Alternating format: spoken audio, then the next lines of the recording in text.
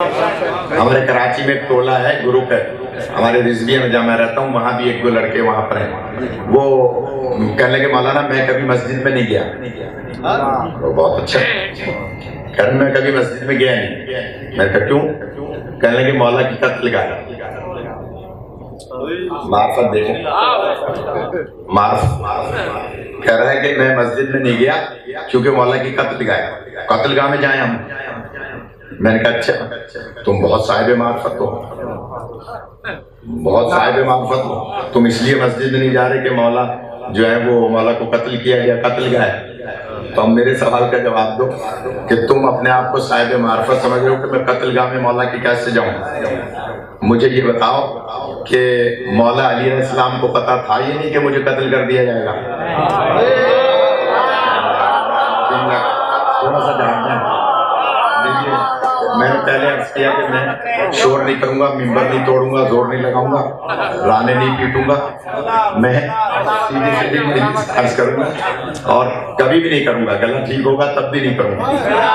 لیکن شرط یہ ہے تھوڑا سا آمادہ رہیں۔ میں نے کہا بھائی یہ بتاؤ مولا کو پتا تھا یا نہیں کہ میں شہید کیا جاؤں گا، قتل کیا جاؤں گا مسجد میں؟ کہنے ہاں پتہ تو تھا۔ میں نے کہا مولا کو پتا تھا، اس کے باوجود مولا سر کٹانے مسجد میں گئے؟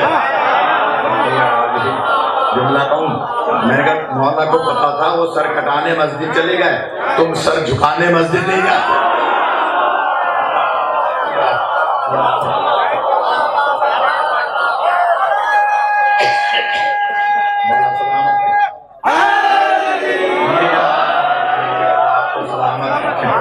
آپ کو زندگی عطا فرمائے، یہی حق ہے۔ دیکھیے ان مجالس کا یہی فائدہ ہے کہ یہاں سے کچھ نہ کچھ درس ملے گا، تبلیغ ملے گی، مولا کے فضائل و مناقب کے ساتھ ساتھ آپ کو وہ چیزیں ملیں گی جو اور کہیں نہیں ملیں گی۔ لہٰذا مولا فرماتے ہیں کہ چھتمام کے مسجد میں بیٹھ جاؤ، قبلہ رخ باوضو ہو کر، تو بھی اللہ تمہارے نام اعمال میں 70 نیکیاں لکھے گا۔ اب اگلا جملہ سنیے گا، بشرطے کہ کوئی حادثہ نہ ہو۔ کیا مطلب؟ بشرطے کہ مسجد میں بیٹھ کے کوئی کسی مومن بھائی کی غیبت نہ کرے۔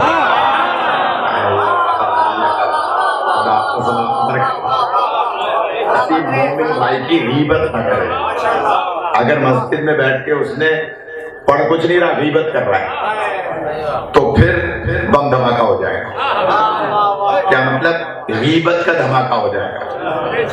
اور دیکھیے بم دھماکے سے انسان کے جسم کے پرخچے اڑتے ہیں، اور غیبت کے دھماکے سے بندے کے اعمال کے پرخچے اڑ جاتے ہیں۔ بس فرق ہے علی کے شیعہ میں اور کسی اور کے شیعہ میں۔ اور کسی کا شیعہ سب کے ہیں، شیعہ کا مطلب ہے پیروکار۔ ایک جملہ کہہ رہا ہوں، مولانا رضا نقوی صاحب بہت فاضل شخصیت ہیں، اور آپ یہاں جتنے موجود ہیں اسٹیج پر اور سامنے سب پڑھے لکھے دانشمند لوگ ہیں۔ ویسے بھی ہمارے یہاں کوئی جاہل نہیں ہوتا ہے۔ جملہ کہہ رہا ہوں، اگر کسی اسکول کالج میں نہ بھی پڑھا ہو، مدرسے میں نہ بھی پڑھا ہو، تو بھی جاہل نہیں ہوتا۔ جاہل کی جو علامت نبی پاک نے بتائی ہے وہ ہے عدم معرفت امام۔ یعنی جو معرفت امام نہیں رکھتا وہ جاہل ہے۔ وہ چاہے اسمبلیوں میں بیٹھا ہو بڑی بڑی داڑھیاں رکھ کے، وہ چاہے کہیں پر بھی ہو، اگر وہ معرفت امام نہیں رکھتا وہ جاہل ہے۔ اور میں نے ایک جملہ مجھے یاد پڑتا ہے، شاید 18 ذی الحج کے جلسے میں یا کہیں کہا تھا، مجھے یاد نہیں ہے، چلے دوہرا دیتا ہوں، اگر کہا بھی ہو تو معاف کیجیے گا، کہ ایک ہوتا ہے جاہل اور ایک ہوتا ہے جاہلیت میں مبتلا۔ جاہل اسے کہتے ہیں جو جانتا نہ ہو، پڑھا لکھا نہ ہو۔ مثال کے طور پہ ایک بچہ گزر رہا تھا، کوئی نیچے متبرک نام لکھا ہوا تھا، میں نے دیکھ لیا، میں نے آواز دے کے کہا کہ بھائی یہ کیا کیا تم نے، اس پہ پیر رکھ دیا، اس پہ نام اچھا لکھا ہوا ہے، متبرک نام۔ اس نے اٹھا کے چوما، معافی مانگی، مولانا میں پڑھا لکھا نہیں ہوں، مجھے نہیں پتا۔ یہ اس کا تعظیم کرنا اس کو جاہلیت سے بچا رہا ہے۔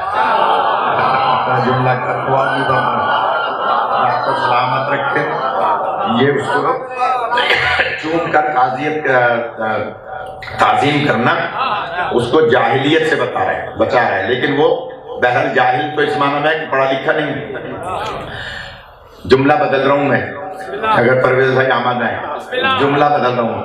ایک ہوتا ہے جاہل جو جانتا نہ ہو، یا جملہ بدل رہا ہوں، ایک ہوتا ہے جاہل جو جانتا نہ ہو، ایک ہوتا ہے جاہلیت میں مبتلا جو جان کے مانتا نہ ہو۔